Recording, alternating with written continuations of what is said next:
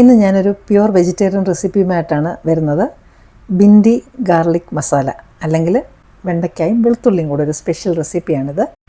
അപ്പോൾ ചോറിനും ചപ്പാത്തിക്കുമെല്ലാം പറ്റുന്ന ഈ നല്ല വെണ്ടയ്ക്ക കൊണ്ടുള്ള ഒക്ര ഗാർലിക് മസാല, അല്ലെങ്കിൽ ബിൻഡി ഗാർലിക് മസാല, ഇനി അതും അല്ലെങ്കിൽ വെണ്ടയ്ക്ക വെളുത്തുള്ളി മസാല. അപ്പോൾ എൻ്റെ കൂട്ടുകാർക്കെല്ലാം മിസ് ചാൻഡീസ് ഫുഡ് നോട്ട്സിൻ്റെ ഈ എപ്പിസോഡിലേക്ക് വളരെ സ്നേഹപൂർവ്വം സ്വാഗതം. വീട്ടിൽ തയ്യാറാക്കുന്ന ഭക്ഷണമാണ് നല്ലത്, അതുകൊണ്ട് വീട്ടിൽ തന്നെ ഭക്ഷണം പാകം ചെയ്യുക. Home food is the best food, so cook at home.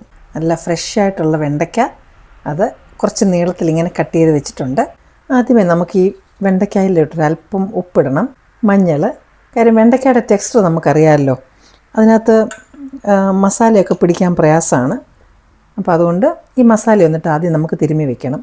ഇത് മുളക് പൊടി, കാശ്മീരി മുളക് പൊടി ഇട്ടാലും മതി.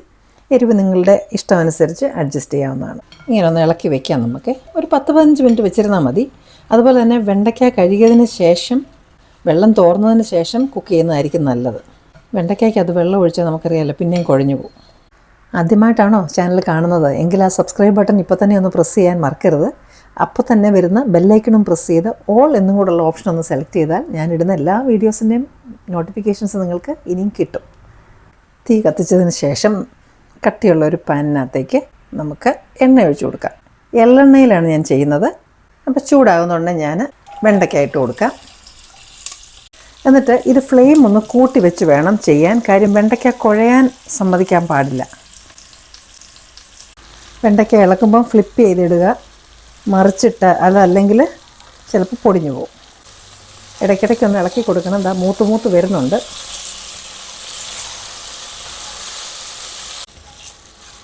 ഇപ്പോൾ ഇത് മൂത്തിട്ടുണ്ട്, നമ്മുടെ ആവശ്യത്തിന് മൂത്തിട്ടുണ്ട്. അപ്പോൾ അറുത്തെടുത്ത വെണ്ടയ്ക്ക ഒന്ന് മാറ്റി വയ്ക്കാം.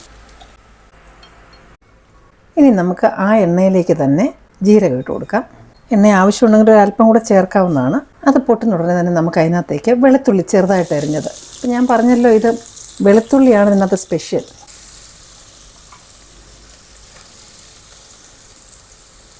അതിനൊപ്പം തന്നെ ചെറുതായിട്ട് അരിഞ്ഞ പച്ചമുളകും കൂടെ. അത് ആ ചെറിയ തീ നമുക്കൊന്ന് മൂപ്പിക്കാം. അതൊരു പകുതി മൂത്ത് വരും. നമുക്ക് കുറച്ച് വലുതായിട്ട് അരിഞ്ഞ സ്ലൈസസും കൂടെ ഓഫ് ഗാർലിക്. അപ്പം ആദ്യത്തെ ചെറുതായിട്ട് അരിഞ്ഞത് നല്ലപോലെ അങ്ങ് ഫ്ലേവർഫുള്ളാകും. ഇത് കുറച്ച് വലുതായിട്ട് അതിനകത്ത് കിടക്കുകയും ചെയ്യും. അതും കൂടെ ഒന്ന് റോസ്റ്റ് ചെയ്യാം. അത് റോസ്റ്റ് ചെയ്ത് വരുമ്പോഴത്തേനും നമുക്ക് ഉള്ളി ഇടാം. ഉള്ളി നല്ലതുപോലെ വഴന്നെങ്കിലേ നമ്മുടെ കറിക്ക് ടേസ്റ്റ് ഉണ്ടാകത്തുള്ളൂ. ചെറുതായിട്ട് അരിഞ്ഞാൽ പെട്ടെന്ന് അത് വിൽറ്റായി കിട്ടും. അതിലേക്ക് നമുക്ക് അല്പം ഉപ്പാണ് ഞാൻ ഇട്ടത്. ഉപ്പിടുമ്പോഴത്തേനും അതിൽ നിന്ന് വെള്ളമൊക്കെ ഇറങ്ങും. പെട്ടെന്നൊന്ന് വഴലാനായിട്ട് ഞാനത് അടച്ചു വയ്ക്കാൻ പോവാണേ. ഇതിപ്പം നല്ലപോലെ റോസ്റ്റ് ആയിട്ടുണ്ട്. ഇനി നമ്മൾ ആ തീ ഒന്ന് കുറച്ച് വെച്ചതിന് ശേഷം പിന്നെ നമ്മളിതിലേക്ക് മല്ലിപ്പൊടി, മുളക് പൊടി, ഇതിൻ്റെ അളവൊക്കെ ഞാൻ തന്നേക്കാമേ. പിന്നെ മല്ലിപ്പൊടി, സ്പൈസസ് ഒരുപാട് ഇടണ്ട, കുറേശ്ശെ ഇട്ടാൽ മതി.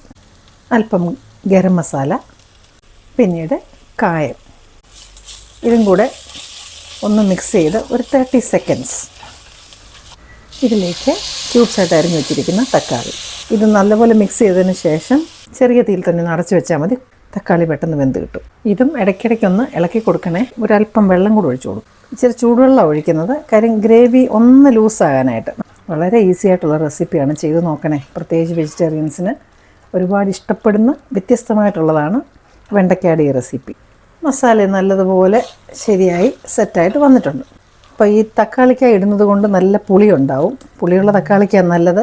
ഇനി അതല്ലെങ്കിൽ അംചൂർ പൗഡർ ഉണ്ടല്ലോ, ഡ്രൈ മാംഗോ പൗഡർ, അത് വേണമെങ്കിലും നമുക്ക് ഇട്ട് കൊടുക്കാം. അപ്പോൾ നമ്മൾ വറുത്ത് വെച്ച വെണ്ടയ്ക്ക റെഡി ആയിട്ടിരിപ്പുണ്ട്, അതിനും ചേർക്കാം. ഇതിന് നമുക്ക് നന്നായിട്ട് ഇളക്കി ചേർത്താൽ മതി. ഇഷ്ടപ്പെട്ടുവെങ്കിൽ ആ തംസ് അപ്പ് ബട്ടൺ ഒന്ന് പ്രസ് ചെയ്യാനും കൂട്ടുകാർക്കും ഷെയർ ചെയ്യാനും മറക്കരുത്. അപ്പോൾ ഇനി നിങ്ങൾക്ക് ഇഷ്ടപ്പെടുന്ന മറ്റു നല്ലൊരു റെസിപ്പിയുമായി വീണ്ടും ഞാൻ എത്തും. Till then I M signing off and you stay safe.